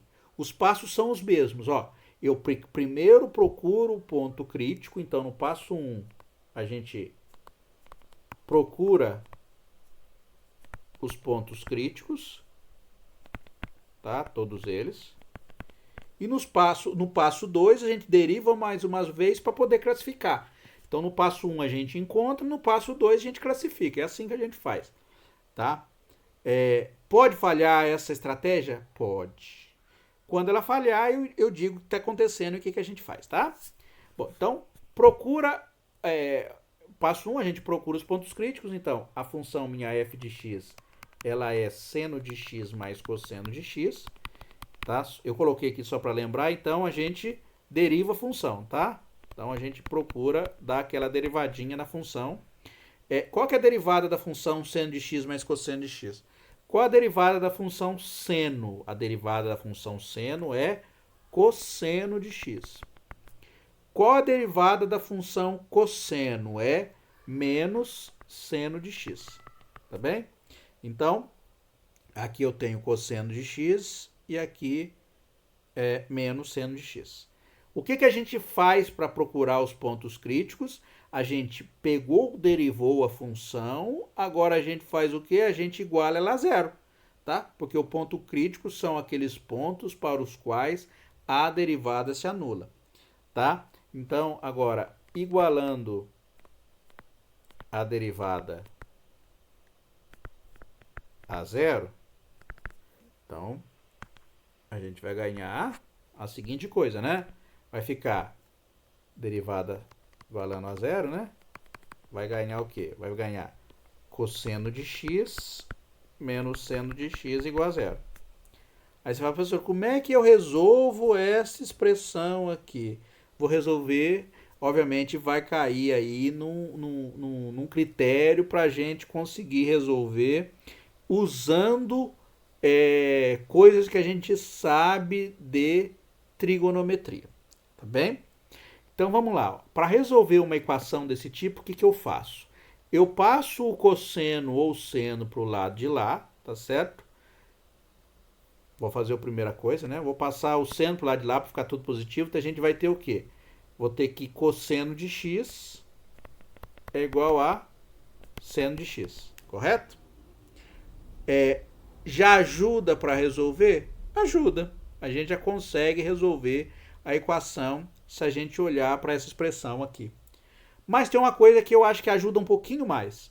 Eu vou fazer o seguinte, eu vou dividir dos dois lados por cosseno de x, tá?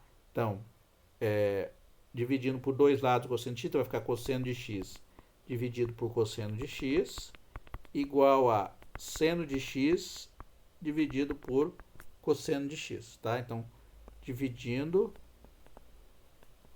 por cosseno de x. O que acontece quando eu divido por cosseno de x? Cosseno de x dividido por cosseno de x dá quanto? Isso aqui dá 1. Seno de x dividido por cosseno de x dá o quê? Dá tangente de x, tá? Então, isso aqui dá no final das contas para mim o quê? Tangente de x igual a 1. Então, o valor que satisfaz essa equação é o valor que satisfaz a tangente de x igual a 1. Aí eu pergunto, para qual grau a tangente de x é igual a 1? Fazendo o desenho do da nossa tangente, a gente... Desenho não. Desculpe. Uma pergunta, essa é a única forma de resolver? Tem que dividir por cosseno de x? E se a gente não lembrar na hora disso, tem outro método ou não?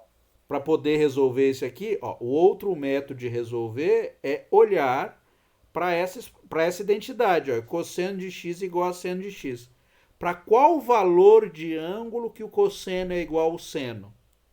Aí, se você me dizer qual o valor de ângulo que o cosseno é igual ao seno, também serve. Aí você fala, professor, como é que eu identifico? Eu vou fazer o desenho do círculo trigonométrico para vocês, ó, como é que vai ajudar? O ciclo trigonométrico é assim, ó. Esse é o ciclo trigonométrico. O seno corresponde à projeção deste ângulo no eixo x, ó, tá certo? Então corresponde a esse tamanho aqui, é o seno. Desculpa, esse é o cosseno. E o seno é quem? O seno corresponde à projeção desse tamanho aqui. Então eu quero encontrar um ângulo aqui no meu círculo trigonométrico no qual a projeção do seno é igual ao do cosseno. Então, olhando para o desenho, qual ângulo que o seno é igual ao cosseno? É quando o ângulo aqui, né, esse tamanho for igual a esse aqui, né? Por quê? Quando os tamanhos forem iguais, olha o que eu vou ter. Depois eu apago, tá? Tô fazendo desenho aqui, mas depois eu apago. Eu vou ter isso aqui, ó.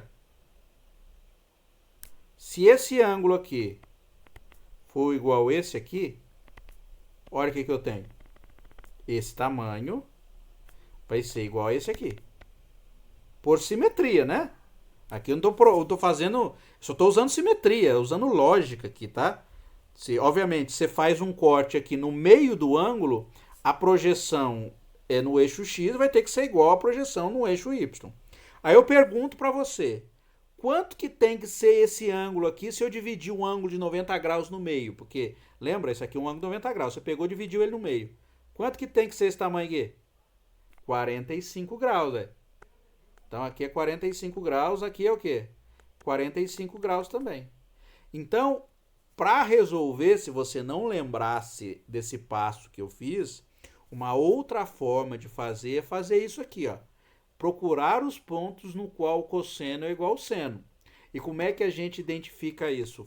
Pelo círculo trigonométrico. Mas perceba o seguinte, olha, este ângulo aqui, o seno é igual ao cosseno, mas este aqui também ó. Pro lado de baixo também vale. Tá vendo? Esse também vale. E quanto que vale este ângulo aqui? Porque o ângulo a gente mede daqui até aqui, ó. Quanto que ele vale? Uma coisa fácil da gente identificar é o seguinte, aqui não é 45 graus, para a gente identificar quanto que vale esse ângulo aqui, é só pegar 45 e fazer o quê? Somar 90. Então, este tamanho aqui, que eu vou fazer em vermelho, ele também tem o cosseno igual ao seno, tá? Porque ele tem a mesma propriedade que o ângulo de 45 graus aqui, Tá vendo?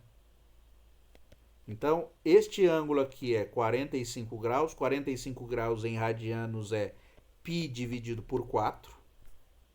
E este ângulo aqui também ele vai valer o quê? Ele vai valer π dividido por 4 mais π. Porque, por que eu fiz da tangente? Porque a tangente ela se repete em intervalos de π. Então, se eu acho ela o valor de tangente de 1 em π sobre 4, eu sei que quando eu somar π, vai ser 1 de novo.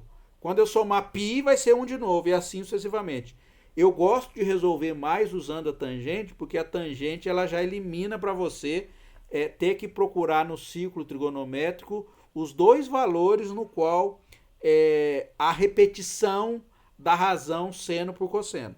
Tá? Mas se você quiser fazer usando a geometria, só fazer o desenho do círculo trigonométrico, também você pode. Então você procura, vai ter dois ângulos no qual o seno vai ser igual ao cosseno. Este aqui, que é 45 graus, e depois mais este aqui, ó, este ângulo aqui de novo, né? Esse tamanho aqui também vai ser igual ao ângulo, só que a gente mede a partir daqui, né? Então é 180 mais 45 graus.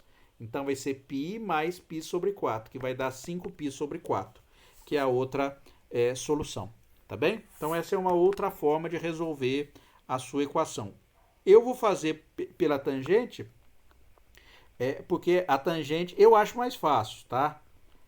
Eu acho mais fácil, depois que a gente identifica como é que a gente resolve, eu acho mais fácil porque a gente acha o valor só no intervalo de menos π sobre 2 a π sobre 2, onde a tangente está definida, e depois para a gente achar os próximos, a gente só soma π. π pi. Então a gente consegue identificar aí uma quantidade infinita de valores. Isso é verdade, por quê? Porque a função seno mais cosseno é uma função que oscila, tá? Então, uma função que oscila vai ter infinitos pontos críticos, porque ele vai ter infinitos pontos de máximo e mínimo, tá? Então a solução não vai ser só um ponto, vai ser infinitos valores, tá bom? Então a gente tem o que, ó? Tangente de x igual a 1, fazendo essa continha aí, né? Identificando essa continha. Então a gente tem a tangente de x igual a 1. Olhando lá para aquela tabelinha que eu construí para vocês em algum momento, seja no pré-cálculo, seja aqui mesmo, eu acho que eu já construí, que era o seguinte, eu vou fazer de novo a tabelinha para vocês, que são alguns ângulos que a gente tem que lembrar valores importantes que, em geral, nos problemas, caem nesses valores, tá?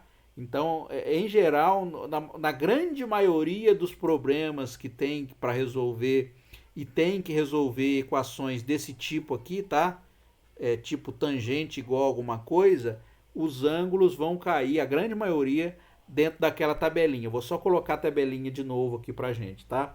Então, os ângulos importantes aqui da tabelinha são... aqui eu vou pôr os ângulos, né? Então, aqui é θ.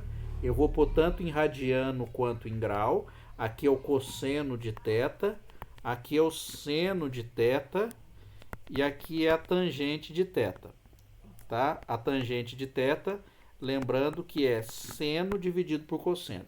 Então, o primeiro grau importante é 0 graus ou 0 π radianos. Aqui eu vou pôr em grau, aqui em radiano, tá? O segundo ângulo importante é 30 graus ou π sobre 6. O terceiro ângulo importante é 45 graus ou π sobre 4.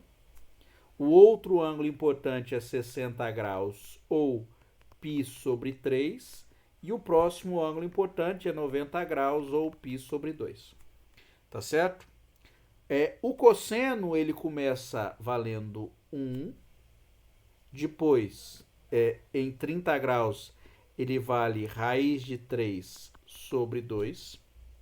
Em 45 graus, ele vale raiz de 2 sobre 2. Em 60 graus, ele vale meio. Em 90 graus, ele vale 1. Desculpe, 0. Não, 1 não. 0. 0.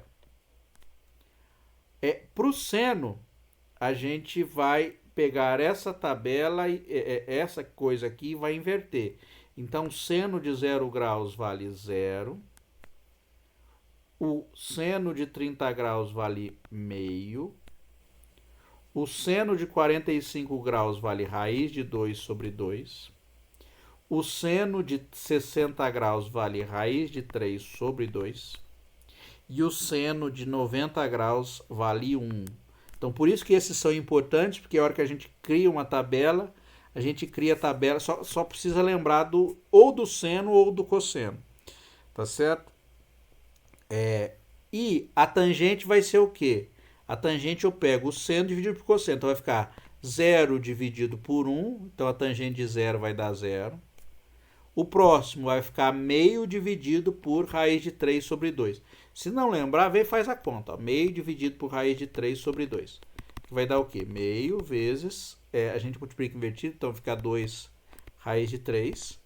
Então cancela, cancela, vai dar 1 sobre raiz de 3. Em geral, a gente racionaliza, tá? Então a gente multiplica em cima e embaixo por raiz de 3. Raiz de 3. Então vai dar raiz de 3 sobre 3. Tá bem? Então a tangente de 30 graus é raiz de 3 sobre 3. A tangente de 45 graus é moleza de fazer, porque quando você divide o seno por cosseno, ó, vai ficar raiz de 2 dividido por raiz de 2. Raiz de 2 dividido por raiz de 2 dá 1, porque é o mesmo número, né? Então aqui vai dar 1. O outro vai dar raiz de 3 sobre 2 dividido por meio. Ó. Raiz de 3 sobre 2 dividido por meio.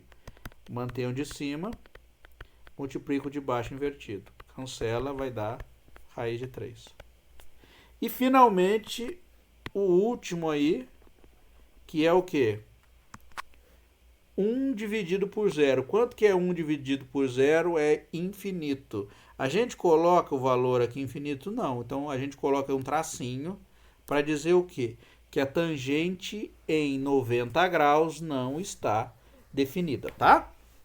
Bom, então olhando para essa tabela aqui, como é que a gente resolve a equação tangente de x igual a 1?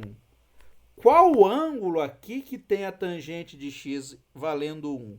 A gente vem aqui, ó, e olha, é este aqui. Então, qual o valor de x que ao substituir aqui vai dar tangente de x igual a 1? Então, aqui a gente já tira que o x vale quanto? Π sobre 4. Lembrando que a gente não usa graus para funções, a gente usa radiano. Este aqui é o único ponto que satisfaz a equação tangente? Não. A tangente ela é uma função periódica. E o período dela, ela se repete em períodos de π. Tá certo? Então, se eu tenho que o ponto x igual a π sobre 4 satisfaz essa identidade, quando eu somo π também satisfaz. Então, o ponto π sobre 4 mais π, que vai dar 5π sobre 4, satisfaz a identidade também. Aí você fala, professor, acabou? Não. Se você somar π de novo, também satisfaz. Se você somar π de novo, também satisfaz. Então, os pontos que satisfazem essa equação são os pontos da forma π sobre 4 mais kπ, onde k pertence a conjunto dos inteiros. Tá certo? Por que inteiro? Porque no negativo também dá. Ou seja, π sobre 4 menos π também a tangente satisfaz, porque ela se repete, né? Ela se repete tanto para trás quanto para frente, né? O domínio da tangente, o gráfico da tangente é assim, né? O gráfico da tangente, se a gente for fazer o gráfico dele, ele é assim, ó. Aqui é menos π sobre 2 até π sobre 2. Depois ele faz de novo, né? Ele se repete aqui, ó. Ó, repete e repete para trás. Aqui é 0. Aqui é menos π, aqui é π, tá? Então, por isso eu acho resolver a tangente mais fácil, porque a gente resolve no intervalo dela e depois para encontrar os próximos pontos que satisfazem essa equação é só somar π. E como é que a gente soma π? Uma vez só? Não, a gente soma todos os π's possíveis, né? Como é que a gente identifica essa soma? Como k vezes π, tá? Então, os pontos que satisfazem essa equação são os pontos π sobre 4 mais kπ. Uma coisa que a gente pode identificar de modo fácil aí, se vocês quiserem exibir os pontos que satisfazem essa equação, de modo exibir mesmo, né, que é π sobre 4. Qual seria o próximo ponto? O próximo ponto é π sobre 4 mais π. Fazendo a conta aqui vai dar o quê? Vai dar 5π sobre 4, certo? Ó, 5π sobre 4. O próximo ponto seria 5π sobre 4 mais π. Então, você ia somar o quê? Ia ficar 5π mais 4π. Daria o quê? 9π sobre 4. Já deu para criar uma lei de formação, pelo menos mental, para você? Ó. Qual a distância desse para esse? Só na parte de cima. Aqui era 1, ficou 5, o próximo é 9. Fazendo a conta, você já vai identificar que vai dar 13, né? E o outro? Né? Aqueles probleminha lá que tem no Facebook, né? A pessoa lá, encontre a sequência dos números. Então, é só olhar aqui, é facinho. Ó. O próximo vai ficar o quê? 17π sobre 4, se eu não errei na conta, é isso. E assim sucessivamente, tá? Só somar 4, então é uma forma que você consegue identificar. E para trás também vale, né? Agora é só tirar 4, então ficaria menos 3π sobre 4, menos 7π sobre 4 e vai embora. Dá para a gente construir todos os pontos da função. Ou a gente coloca desse jeito aqui, pronto, acabou, e a gente identifica. Então, os pontos críticos da função, tá? Então, os pontos críticos. Agora resumindo, né? Da função. Qual é a função? Era f de x igual a seno de x mais cosseno de x, são os pontos de coordenada x igual a π sobre 4 mais k π para k pertencente a z, tá? Eu resumi os pontos aí. Agora eu vou ter que identificar se o meu ponto, quais deles são máximo e quais deles são pontos de mínimo, tá? Então, eu encontrei aqui os meus pontos de coordenada x. Aí você fala, professor, qual vai ser a coordenada y da minha função? Olha, dá para eu achar? Dá, mas aqui é um pouquinho chato de achar a coordenada y da função, tá bem? Vamos classificar só os pontos, depois eu vou fazer o gráfico e a gente olha lá como é que vai ser o comportamento da função sem eu precisar calcular o valor da função especificamente. Mas se você quiser encontrar o valor da função, que é a imagem, é só pegar o valor de x e substituir tanto em seno quanto em cosseno. Por que é um pouco chato? Ó, eu vou fazer para vocês 3 pontos aí, vocês vão ver o que vai acontecer. Eu vou pegar 3 pontos consecutivos. Então, eu vou pegar x igual a π sobre 4, que é o primeiro, e vou pegar x igual a 3π sobre 4, que é o segundo. Vou pegar 2 pontos. Quanto que vai valer a função em π sobre 4? Vamos lá, vou fazer para vocês aqui o valor da função em π sobre 4. Então, ó, para x igual a π sobre 4, a função em π sobre 4 vai valer seno de π sobre 4 mais cosseno de π sobre 4. Tá? Isso aqui para achar o valor da função em x igual a π sobre 4, que é um ponto crítico. Então, peguei esse primeiro ponto crítico e estou pegando o segundo ponto crítico da função. Quanto que vale a função aqui? Quanto que é o valor de seno de π sobre 4? É seno de 45 graus. A gente já sabe, porque a gente olhou lá na nossa tabelinha. Vai dar raiz de 2 sobre 2.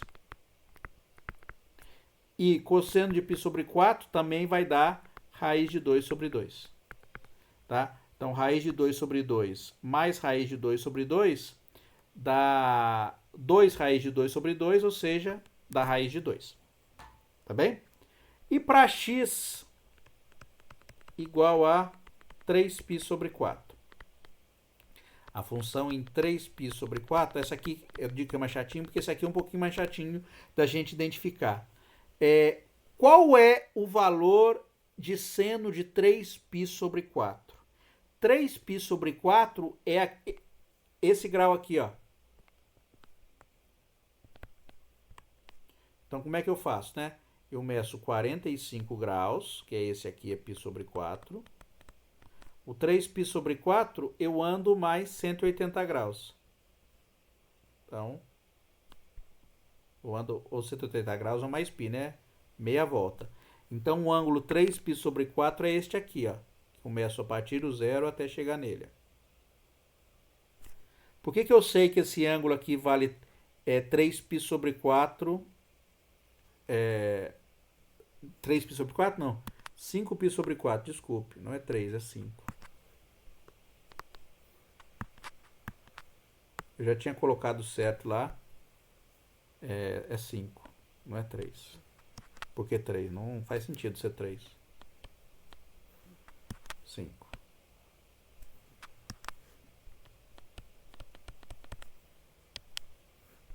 Então, x igual a 5π sobre 4. Não é 3, é 5. Por que eu sei que esse ângulo aqui é 5π sobre 4? Esse aqui que eu fiz em vermelho. Por que eu sei? Porque se você olhar aqui, ó, aqui eu tenho esse ponto que é esse vértice. Tá?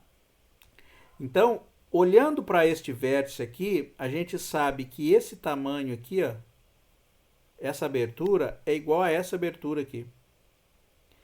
Qual a diferença entre as duas aberturas? Elas têm um ângulo de 180 graus separando elas, tá? Para essa expressão. Então, oi?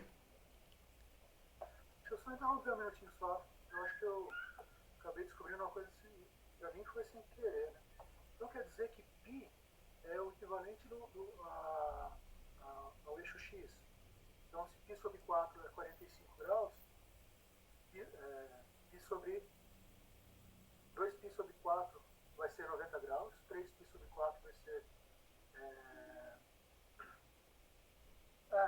135 graus, aí depois 4π sobre 4 vai ser 180 graus, é isso? 4π sobre 4 vai ser 180 graus. Se você quiser fazer a divisão assim, dá também, né? Você pega o seu ciclo trigonométrico e divide em mais 8 partes, né? Faz assim, né? Isso. Então, esse primeiro pedaço, π sobre 4. Esse mais π sobre 4, então, você pega seu π sobre 4, soma mais π sobre 4. Então, aqui seria, esse tamanho todo seria, você está pegando duas partes de π sobre 4, né? Então, seria esse tamanho todo, seria 2π sobre 4. 2π sobre 4 é π sobre 2. Aí você continuaria fazendo seu desenho. Então, aí você teria três partes de π sobre 4. Seria π sobre 4 mais π sobre 4 mais π sobre 4. Então, esse tamanhão todo aqui é 3π sobre 4. Aí, se você pega quatro partes de π sobre 4, né? Então, π sobre 4, π sobre 4, π sobre 4, π sobre 4. Então, são 4 π sobre 4. Que dá o quê? Que dá π. Mais um π sobre 4, são 5 π sobre 4. Que é esse tamanho aqui. Exato. Você pode pensar assim também. E a volta completa, o círculo completo é 2π. 2π, que são 8π, usando a lógica aí que você criou, são 8π sobre 4. Tá? Você vai pegar 8 pedaços para dar uma volta completa. Tá? Existe, não sei se você sabe, mas existe medida no qual você separa em 8 também o círculo trigonométrico. Tá? Ao invés de ser quadrantes, são octantes do círculo trigonométrico. Você separa em 8 partes. Tá? Você pode fazer isso também. Desculpa pergunta. Não, obrigado pelo comentário. Eu acho bom, porque... Para mim foi descobrir o Brasil, porque eu não sabia disso. É sério, você dá risada, mas é sério. Não, eu acho curioso. Mas assim, é legal quando a gente identifica alguma coisa que a gente está fazendo. Eu acho muito legal isso. E quando a gente faz isso é que a gente está aprendendo, né? A gente está conseguindo assimilar e quando a gente assimila e consegue extrapolar, é aí que a gente está bem. Né? Então a gente consegue fazer uma extrapolação, consegue, dentro do conceito, fazer... verificar coisas similares, isso ajuda bastante, tá? Bom, então, olhando aqui de novo pro meu ciclo trigonométrico, então esse ângulo aqui é o ângulo de 5π sobre 4, é esse tamanho vermelho aqui, né? Fazendo como o colega viu, é como se eu pegasse 5 partes do meu ciclo trigonométrico que eu cortei em 8, né? Cortei em 8 pedaços, peguei 5 partes. Cheguei nesse tamanho aqui. E aí, como é que acontece com o valor do seno e do cosseno? Qual o valor numérico? Será que a gente consegue identificar o valor numérico? Sim, a gente consegue identificar o valor numérico. Por quê? Porque esse tamanho aqui, ó, do seno e do cosseno, o tamanho em π sobre 4 é raiz de 2 sobre 2, e aqui do cosseno é raiz de 2 sobre 2 também. Só que aqui, qual a diferença desse aqui para esse ângulo vermelho maior? É que aqui a gente vai pegar do lado para trás, né? Então, aqui, esse tamanho vai valer quanto?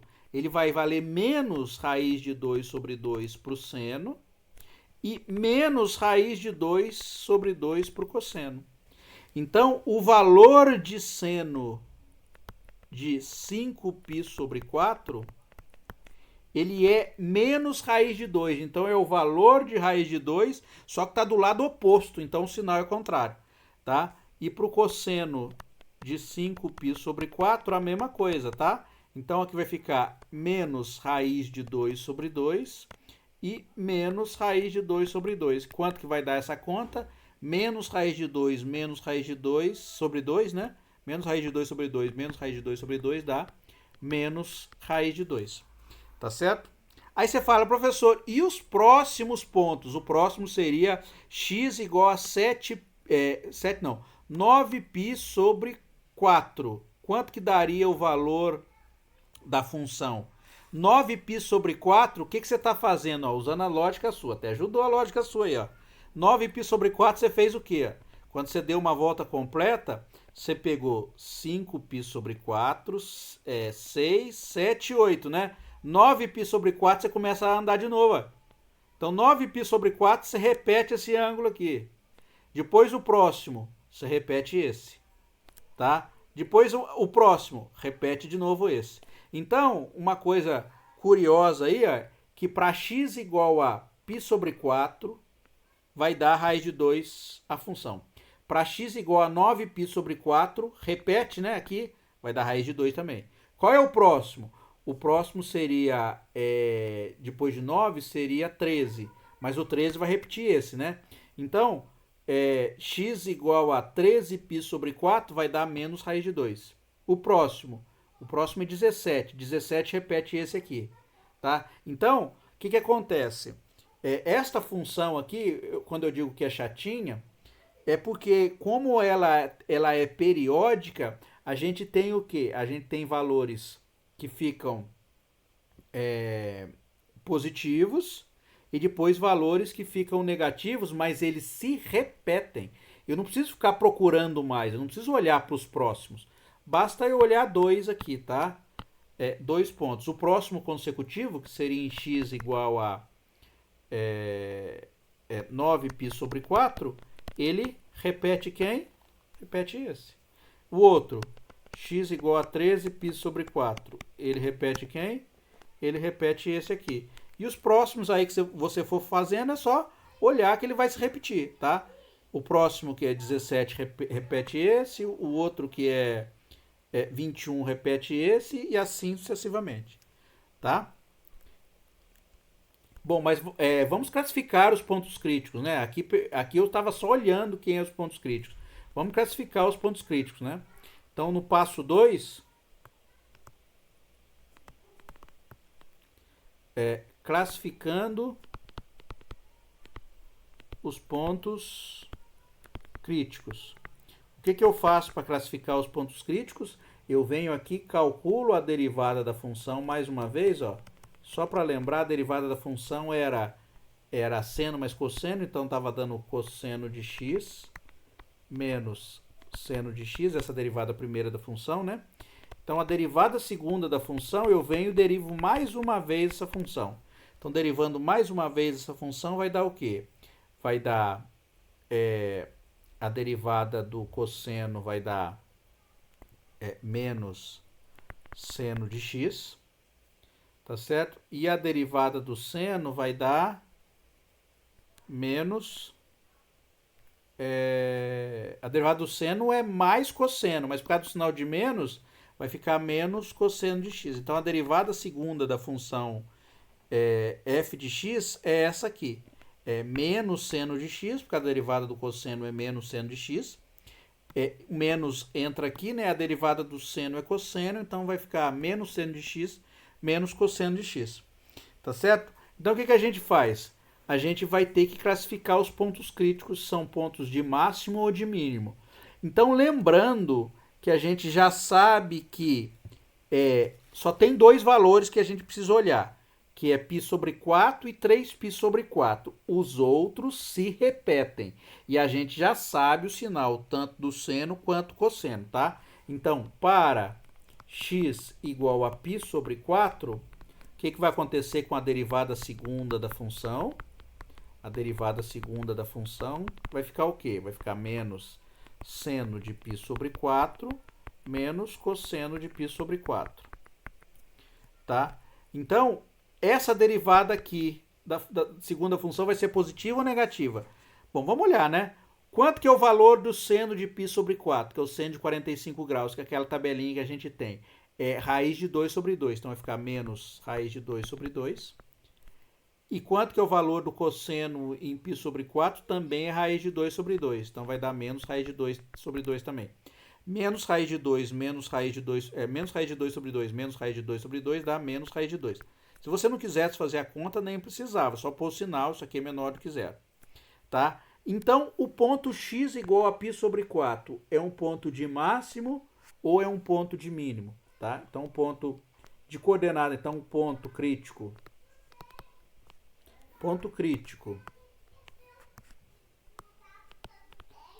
de coordenada x igual a π sobre 4, ele tem qual propriedade? A derivada segunda dele é o quê? Ela é negativa. Se a derivada segunda é negativa, ó, boca para baixo. Então, esse ponto aqui, ele vai corresponder a uma coordenada de um ponto de máximo. Então, o ponto de coordenada x igual a π sobre 4 é máximo. E qual seria o próximo máximo que a gente teria aí na história? O 9π sobre 4 seria o outro máximo. Depois, o 17π sobre 4 e assim sucessivamente. Então, os pontos da forma x igual a 4 k mais 1 π sobre 4 são pontos de máximo. 4 não. Qual que é a diferença desse aqui? Daqui para cá foi π sobre 4, daqui para cá é 9π sobre 4. Qual a distância desse para esse? Só olha em cima, tá? Ele saiu de 1, foi para 9, né? Então ele andou 8. Então, se você quiser colocar a forma genérica de construção, a gente pode colocar assim, né? Precisa fazer isso? Não. Se você identificar do jeito que eu fiz aqui, só identificando um por um, né? Olhando que π sobre 4 é máximo. O próximo aí provavelmente vai ser mínimo. Depois esse vai ser máximo de novo. O outro vai ser mínimo. Você pode também. Mas essa aqui é uma forma geral de construir os números que são todos os máximos. Por quê? Porque coloca o K aí, ó. O primeiro K. K igual a 0. K igual a 0 vai ficar π sobre 4. O próximo, K igual a 1. 8 mais 1 dá 9. 9π sobre 4. O próximo, 2. 2 mais 8 dá 16. 2 vezes 8 dá 16. 16 mais 1 dá 17. Então vai ficar 17π sobre 4. Tá? Então, olhando para a construção do número, a gente consegue tirar essa forma geral aqui. Esses pontos aqui de coordenada desse tipo aqui são todos pontos de máximo. E vamos olhar o outro ponto, então, para o outro ponto, para o ponto de coordenada x igual a 5π sobre 4, o que a gente tem da derivada segunda dele? Muito provavelmente ela vai ser positiva. Esse ponto aqui vai ser um ponto de mínimo. π sobre 4 vai ficar o quê? Menos seno de 5π sobre 4 menos cosseno de 5π sobre 4. O seno de π sobre 4 é menos raiz de 2 sobre 2. O cosseno de 5π sobre 4 é menos raiz de 2 sobre 2 também. Então, o que vai acontecer aqui? Ó? Menos com menos vai ficar mais. Então, vai ficar raiz de 2 sobre 2. Menos com menos vai dar mais. Mais raiz de 2 sobre 2. Raiz de 2 sobre 2 mais raiz de 2 sobre 2, só somar aqui vai dar raiz de 2. Mas o que importa é o sinal, que é positivo. Então, o ponto de coordenada 5π sobre 4, né? Então, note que o ponto de coordenada 5π sobre 4 é um ponto de mínimo, pois derivada segunda da função ali, ela é maior do que zero. Derivada segunda positiva. Tá? Então, como são os pontos desse tipo aqui? É 5π sobre 4, o próximo é 13π sobre 4. Então, você percebe que a construção também você somou 8. Tá? Então, os pontos são da forma, então, os pontos de coordenada x igual a 5π mais 8kπ, isso tudo dividido por 4, são pontos de mínimo, tá? Vamos fazer o gráfico no GeoGebra para a gente ver das duas funções, para a gente identificar realmente o que está acontecendo aí, tá? Aí eu termino a aula, mas vou lá fazer o gráfico das duas funções. A primeira função era x ao cubo, né? Mais 2 vezes... Eu não lembro mais, eu tenho que olhar ali. Eu esqueci qual é a primeira função. A segunda eu sei que é seno mais cosseno. Mais 2x ao quadrado mais 3. O que é? X ao cubo mais 2x ao quadrado mais 3. X ao cubo mais 2x ao quadrado mais 3. Mais 3. Olha lá. Olha lá o gráfico. Então, este é o gráfico da função. Vamos olhar para os pontos que a gente tem aí, ó. A gente encontrou dois pontos. Um ponto que era um ponto de máximo e um ponto que era um ponto de mínimo. O ponto de máximo que a gente encontrou foi o menos 4 terços 113 dividido por 17. Obviamente que aqui ele não está assim, né? Aqui ele já está uma coisa mais fluida, mais contínua. Mas aqui, ó, o ponto aqui, ó. Se a gente conseguisse identificar, é que não dá, né? Não dá para identificar quem é o ponto. Mas o ponto é esse aqui, ó. A coordenada dele é mais ou menos, tá aqui, né, embaixo. Menos 4 terços dá... Quanto que é menos 4 terços? Menos 1,33. Bom, mais ou menos aqui, né? Esse é o ponto. Então, este aqui é o ponto de máximo local da função. E o ponto de mínimo local da função era este aqui. Ó. Viu? Lembra que a gente encontrou, era x igual a 0 e y igual a 3? Olha lá que legal. Ó. Então, este aqui fica fácil da gente identificar. Então, x igual a 0 e y igual a 3. Esse era o ponto que a gente tinha encontrado de máximo da função. Olha a concavidade da função. Ó. A concavidade aqui é para cima, a concavidade aqui é para baixo. Tem outro ponto de máximo ou mínimo na função? Não tem, olha. Tá vendo? A função, aqui ela vai decrescer infinitamente, não vai ter mais nenhum ponto de máximo ou mínimo da função. E para lá ela vai crescer indefinidamente. Então, fazer a conta algébrica, a gente só encontrou dois pontos críticos da função. E um foi máximo, outro é mínimo. A gente não achou mais. Por quê? Porque não tem mais, tá? Então, o cálculo algébrico, ele foi fundamental para a gente classificar a nossa função. Inclusive, eu já teria uma ideia de como é que é o gráfico da função só olhando para a derivada da função, tá? Eu teria uma ideia de como era o gráfico da função. Por que eu tenho a ideia? Lembra que eu calculei a derivada segunda da função, ela deu negativa?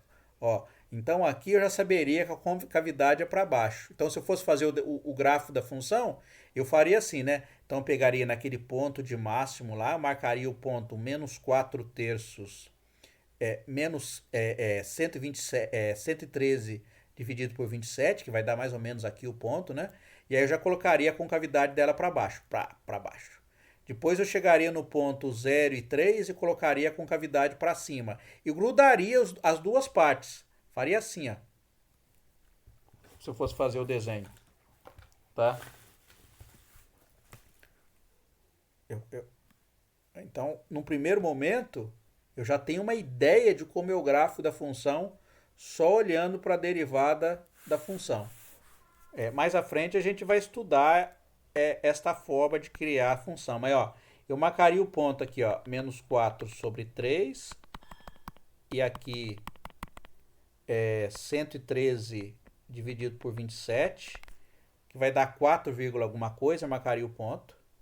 Marcaria o ponto 0 e 3.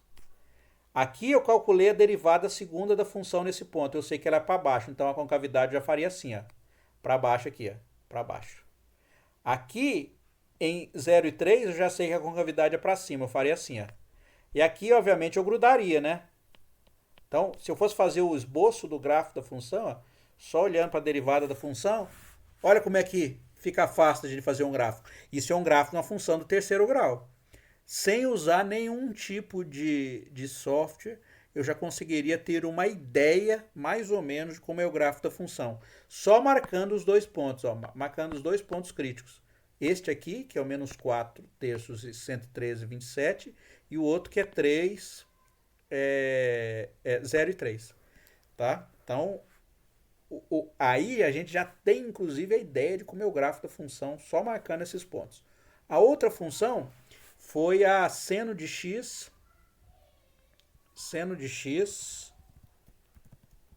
mais cosseno de x.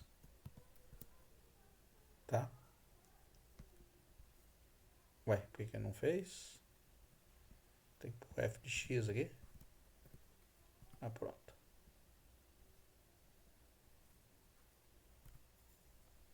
Bom, não quer fazer. Vou fazer aqui então. Seno de x mais cosseno de x. Ah, acho que tem que pôr sine aqui. Sim, sine. É porque eu estou no site de GeoGebra em inglês. Bom, aí o que vai acontecer? Olha para o gráfico da função. Esse aqui é o seno mais cosseno. Olha para você ver. Olha quantos pontos de máximo ele tem, ó. 1, 2, 3, 4, 5. Na verdade, são infinitos pontos de máximo. E quantos pontos de mínimo ele tem? Também são infinitos. Por isso que, ao resolver aquela conta, diminui o zoom para você ver. Ao resolver aquela conta, a gente achou uma infinidade de possibilidades. Porque a função ela é periódica, ela está oscilando. Então, o que a gente faz? A gente vai ter que resolver mesmo aquela equação para aquele monte de pontos. Mas vamos olhar para o primeiro ponto aqui, ó. Esse primeiro ponto aqui, ele vai dar π sobre 4 e o valor aqui dava raiz de 2. O próximo ponto está embaixo, esse é 5π sobre 4 e o valor é o quê? Menos raiz de 2. Inclusive é simétrico, né? O próximo ponto de máximo, como é que era? π sobre 4 mais 8 é 9π sobre 4, raiz de 2. Ó, tá dando o mesmo valor. O próximo aqui é 13π sobre 4, menos raiz de 2. Então, todos esses pontos críticos aí a gente encontrou. E a gente, inclusive, conseguiu classificar os pontos críticos. Você fala, professor, você conseguiria fazer o gráfico da função só marcando os pontos críticos? Também conseguiria. Por que eu conseguiria? Porque eu marcaria esses pontos aqui, ó, só esses pontos de máximo aqui da função, né? Os pontos de mínimo da função, e ia colocando a concavidade. No ponto de máximo, concavidade para baixo. No ponto de mínimo, concavidade para cima. E eu grudava a função, né? Então chegava aqui, fazia esse pedaço aqui, chegava nesse ponto, fazia para cima e grudava as duas. Ia fazendo ponto a ponto. Então perceba que se você marcar só marcando esses pontos aqui e olhando para a concavidade da função, você consegue fazer o gráfico. Então, os pontos críticos, eles auxiliam a gente também a desenhar o gráfico da função, tá?